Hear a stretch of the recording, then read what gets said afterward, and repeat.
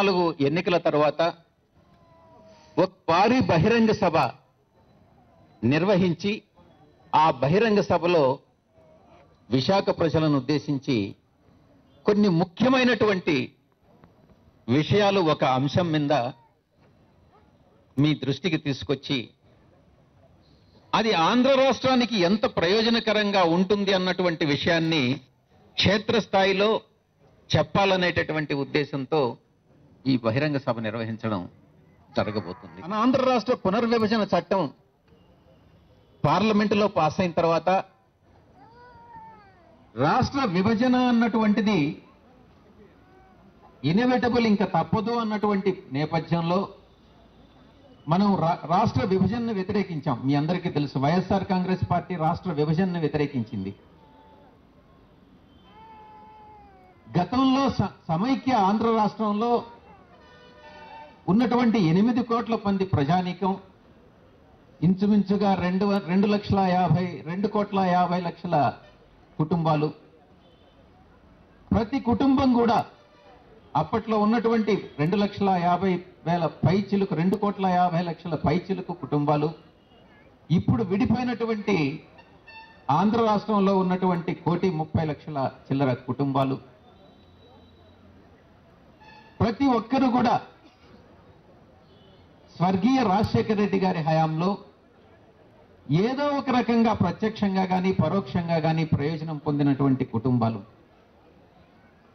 దానికి పూర్తి భిన్నంగా ఈరోజు రాష్ట్రంలో ఆంధ్ర రాష్ట్రంలో ఉన్నటువంటి నేను చెప్పిన విధంగా 1,30 లక్షల చిల్లర కుటుంబాలు ఏదైతే ఉన్నాయో ప్రతి కుటుంబానికి కూడా ఏ మాత్రం నిస్సంకోచంగా ప్రయోజనం చేకూర్చకపోగా అన్యాయం చేసినటువంటి వ్యక్తి చంద్రబాబు నాయుడు. ఏ విధంగా అన్నటువంటి విషయాన్ని కూడా చెప్తాను. నేను రాష్ట్ర విభజనని సమర్థించినటువంటి వ్యక్తి చంద్రబాబు నాయుడు. రాష్ట్ర విభజన అన్నటువంటిది కోస్టల్ ఆంధ్రప్రదేశ్కి కానీ రాయలసీమకి కానీ మంచిది కాదు, తెలంగాణకి మాత్రమే అది ప్రయోజనకరం అన్నటువంటి విషయాన్ని తెలిసి కూడా నేను 2 కళ్ళ సిద్ధాంతాన్ని నమ్ముతున్నానని చెప్పి రాష్ట్రం విడిపోయినా పర్వాలేదనని కేంద్ర ప్రభుత్వానికి లేఖ పంపించినటువంటి వ్యక్తి చంద్రబాబు నాయుడు. రాష్ట్ర విభజన జరిగిపోయింది. రాష్ట్ర విభజన అనంతరం పునర్విభజన చట్టంలో మన ఆంధ్ర రాష్ట్రానికి కొన్ని వసతులు కల్పిస్తాం, కొన్ని ఇన్స్టిట్యూషన్స్ నిర్మిస్తాం అని కొన్ని హామీలు ఇవ్వడం జరిగింది. ఈ హామీలతో పాటు అప్పటి ప్రధానమంత్రి గారు స్వయంగా పార్లమెంట్లోనే ఈ ఆంధ్ర రాష్ట్రానికి ప్రత్యేక హోదా కల్పిస్తామన్నారు. కానీ ఆ తదనంతరం వచ్చినటువంటి బీజేపీ ప్రభుత్వం, తెలుగుదేశం పార్టీ అధికారంలోకి రాష్ట్ర విభజన తరువాత అబద్ధపు హామీలన్నీ ఇచ్చి కొన్ని వందల వేల హామీలు ఇచ్చాడన్నటువంటి విషయం మీ అందరికీ కూడా తెలుసు. వందలకు వేలు. ఒక్క హామీ అంటే ఒక్క హామీ కూడా పూర్తిగా నెరవేర్చినటువంటి సందర్భం లేదు.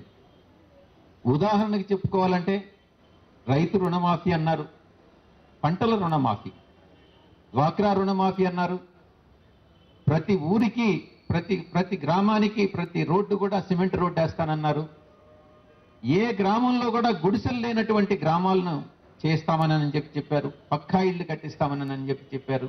అబద్ధపు నెరవేర్చలేను అన్న నెరవేర్చే విషయం పూర్తిగా తెలిసినప్పటికీ కూడా హామీలన్నీ ఇచ్చి అధికారంలోకి వచ్చినటువంటి విషయం మీ అందరికీ కూడా తెలుసు.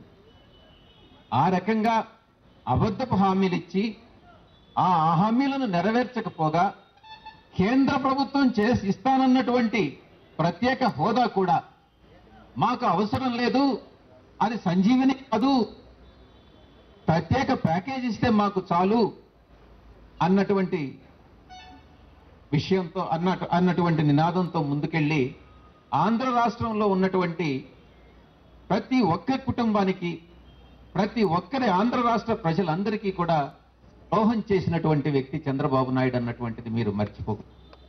మన పార్టీ అధ్యక్షులు ఆంధ్ర రాష్ట్రానికి ప్రత్యేక హోదా వచ్చినట్లయితే ఏ రకంగా ప్రయోజనకరం అవుతుంది, పారిశ్రామికంగా ఎంత అభివృద్ధి చెందుతుంది, సేవారంగం ఎంత అభివృద్ధి చెందుతుంది, మనకు గ్రాంట్లు ఎలా వస్తాయి, ప్రత్యేక నిధులు ఎలా వస్తాయి, మనకు సబ్సిడీలు ఎలా వస్తాయి, ఇన్సూరెన్స్ సబ్సిడీ ఎలా వస్తుంది, బ్యాంకులో ఇంట్రెస్ట్ సబ్సిడీ ఎలా వస్తుంది అన్నటువంటిది ఇక వివిధ సందర్భాల్లో ధర్నాలు నిర్వహించి, దీక్షలు నిర్వహించి, యువభేరీలు నిర్వహించి వివిధ సందర్భాల్లో ప్రజలందరికీ కూడా వివరించడం జరిగింది.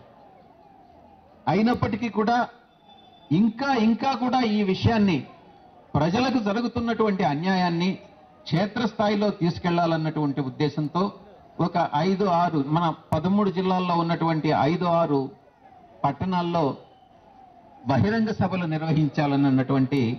నిర్వహించి క్షేత్రస్థాయిలో ఈ అంశాన్ని మరింతగా తీసుకెళ్లాలన్నటువంటి ఉద్దేశంతో ఈ యొక్క కార్యక్రమాన్ని చేపట్టడం జరిగింది. విశాఖపట్నంకి వస్తే, విశాఖపట్నంలో పార్ట్నర్షిప్ సమ్మిట్ అని పెట్టారు. ఎక్కువ సమయం తీసుకోకుండా పూర్తి చేస్తాను. విశాఖపట్నంకి ముఖ్యంగా జరిగినటువంటి అన్యాయం మీరు తెలుసుకోవాలి. ఒక పార్ట్నర్షిప్ ఇతర రాష్ట్రాల నుంచి ఉన్నటువంటి పారిశ్రామికవేత్తల్ని, కొంతమంది ఎంటర్ప్రెన్యూర్స్, ఔత్సాహిక, మీకు బహుశా గుర్తుండే ఉండొచ్చు, ముఖ్యమంత్రి గారు స్వయంగా మెమరాండమ్ ఆఫ్ అండర్స్టాండింగ్ ఎంటర్ కావడం జరిగిందన్నటువంటి విషయాన్ని మీ అందరి దృష్టికి తీసుకొచ్చారు. ఇప్పుడు ఆర్టీఐ ద్వారా ఇన్ఫర్మేషన్ అడిగితే డిపార్ట్మెంట్ల నుంచి వచ్చినటువంటి జవాబు ఏంటనంటే, ఈ రోజుకి ఒక్క పైసా కూడా ఏ ఇండస్ట్రియలిస్ట్ కూడా తీసుకురాలేదు అన్నటువంటి విషయం ఆర్టీఐ పూర్వకంగా ప్రభుత్వంలో ఉన్నటువంటి వివిధ డిపార్ట్మెంట్లు మనకు తెలియజేయడం జరిగింది. ఈ విషయం కూడా పేపర్లో వచ్చింది, మీ అందరూ కూడా చూస్తూనే ఉన్నారు. అంటే అబద్ధాలు చెప్పడంలో అందవేసిన చెయ్యి. బహుశా ఈ ప్రపంచంలో, భూప్రపంచంలోనే అబద్ధాలు చెప్పడంలో ఇంతకన్నా గొప్ప వ్యక్తి ఎవరైనా ఉంటారా అని అంటే నాకైతే సందేహమే. దీని మీద పోటీ జరిపి ఎవరు చాలా గొప్పగా నమ్మించే విధంగా అబద్ధాలు. ఇక పార్ట్నర్షిప్ సమ్మిట్ తర్వాత మీరు ప్రత్యక్షంగా హుద్హుద్ తుఫాను గురించి చూశారు. ఆయనే చెప్పారు స్వయంగా, విశాఖపట్నంలో ఇంచుమించుగా 65,000 కోట్ల రూపాయలు హుద్హుద్ తుఫాను వల్ల. కేంద్ర ప్రభుత్వం నుంచి ఎంత వచ్చింది? 1000 కోట్లు. రాష్ట్ర ప్రభుత్వ ఖజానా నుంచి విశాఖపట్నంలో హుద్హుద్ తుఫాన్లో నష్టపోయినటువంటి కుటుంబాలకి, ప్రాజెక్టులకి మీరు ఎంత ఖర్చు పెట్టారని అంటే దాంట్లో 0. తుఫాన్ని ఎదుర్కొని విశాఖ వాసులకి నేను మేలు చేశానని ఈ రోజు కూడా చాలా గొప్పలు చెప్పుకుంటున్నారు. ఇవన్నీ ఇలా చెప్పుకుంటా పోతే చాలా వస్తాయి. కానీ మనం 6వ తారీఖు సమావేశాన్ని గురించి చెప్పుకోవాలని అంటే, ప్రతి ఒక్కరికి కూడా మనం ఇక్కడున్న మన ఈ విశాఖపట్నం తూర్పు నియోజకవర్గ పరిధిలో ఉన్నటువంటి 12 పూర్తి స్థాయి డివిజన్లు, 2 పార్ట్ డివిజన్లు, ప్రతి డివిజన్ నుంచి కూడా కనీసం ఒక్కొక్క డివిజన్ నుంచి 1000 నుంచి 1500 మంది జన సమీకరణ చేసి వచ్చినటువంటి ఎవరైతే ఈ యొక్క రాష్ట్రానికి జరుగుతున్నటువంటి అన్యాయం ఏంటి, భావి తరాలను మనం ఏ రకంగా ప్రొటెక్ట్ చేసుకోవాలన్న విషయాన్ని మనం పూర్తి స్థాయిలో అర్థం చేసుకోగలం. అట్లీస్ట్ భవిష్యత్తులో ఆంధ్ర రాష్ట్రానికి ఇప్పట్లో మనకు ప్రత్యేక హోదా రాకపోవచ్చు, కానీ మన పార్టీ 2019లో అధికారంలోకి వస్తుంది.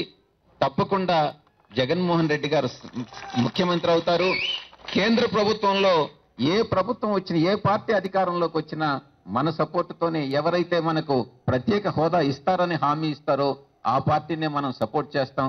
కాబట్టి ఇప్పుడు కాకుండా 2019లోనైనా ప్రత్యేక హోదా వస్తుంది అన్నటువంటి నమ్మకంతో ఈ పోరాటాన్ని మరొక 2.5 సంవత్సరాల పాటు మనం కొనసాగించాల్సిన ఆవశ్యకత ఉందన్నటువంటిది మీకు అందరికీ కూడా తెలియజేసుకుంటూ మీ దగ్గర సెలవు.